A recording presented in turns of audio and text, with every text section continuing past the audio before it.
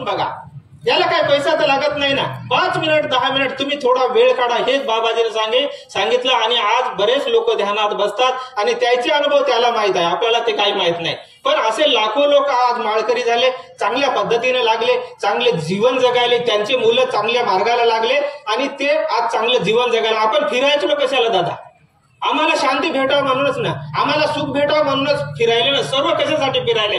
पण तूच आहे तूच पासी म्हणल्यासारखं जोपर्यंत आम्ही आमच्यामध्येच आहे, वाईट कर्म आमच्याकडेच आहे आणि चांगले कर्म आमच्याकडेच आहे.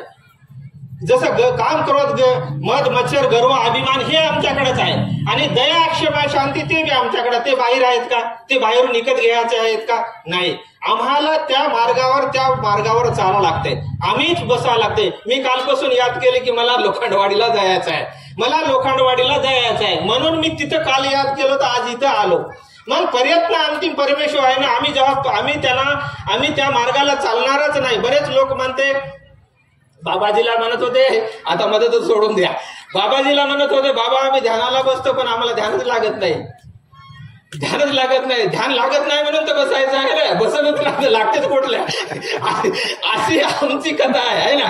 तर बसतच नाही तर लागते कुठल्या. शेतामध्ये आपण सर्व कास्तकार आहोत, शेतामध्ये आपण कापूस टाकता, उद्या काढा येते का? येचायला येते का? सोया टाकलं का उद्या काढा येते का? असं हे आम्हाला बाबाजीचं 60 वर्ष गेलं त्याच्यामध्ये, 60 वर्ष गेले त्याच्या जीवनामध्ये. 60 वर्ष त्यांनी याच्यामध्ये संतांच्या सत्संगामध्ये आले, पण नाव घेता वाया गेला. ऐसा कोणी ऐकला, पण कोण्या ना कोण्या रूपामध्ये तुम्हाला भेटणार. हे वाया कसं जाते? अहो वाया माणूस जाते, चाडीनं चुगलीनं निंदेनं कपटेनं वाया जाते, व्यसनानं वाया जाते माणूस.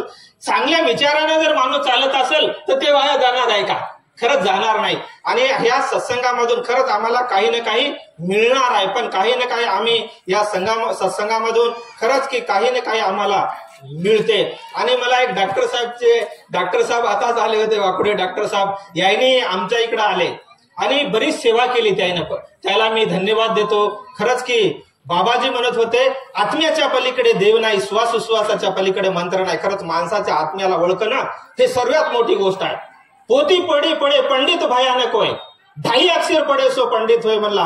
असे किती जरी पोती पडले, माझ्यासारखं किती प्रवचन केलं, जर लोकांच्या आत्म्याला जर ओळखत नसेल तर ते काहीच कामाचं ज्ञान नाही दादा.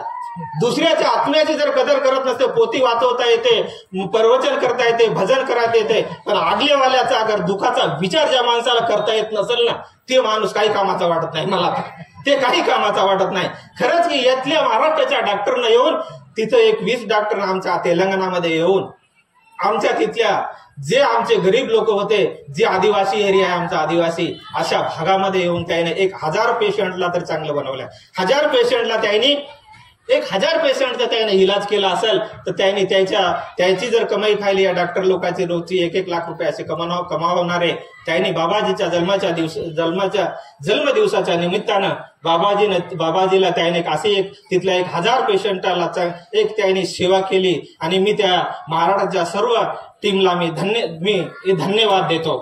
खरंच की असे हे आम्हाला जीवन जे दिलेलं आहे, हे माणसाची सेवा आणि माणसानं माणसाची सेवा केली. मानव सेवा माधव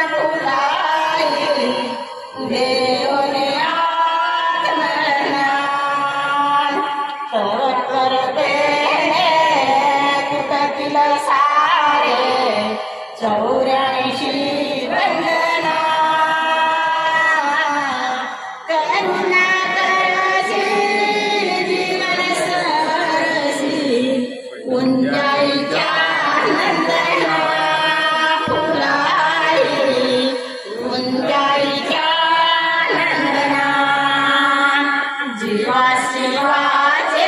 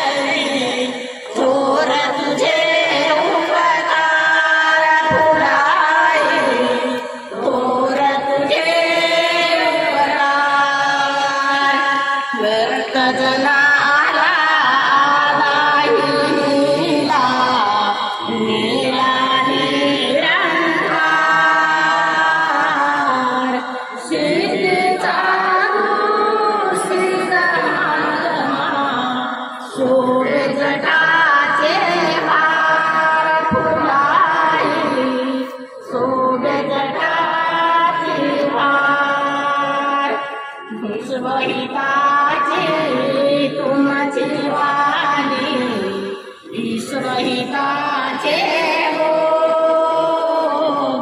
करुणा करशील मला उपदेश करशील ज्ञान तुझे अनमोल फुलाई ज्ञान तुझे भक्त जनाला उद्धार करण्या भक्त जनाला उद्धार करण्या थोरलीला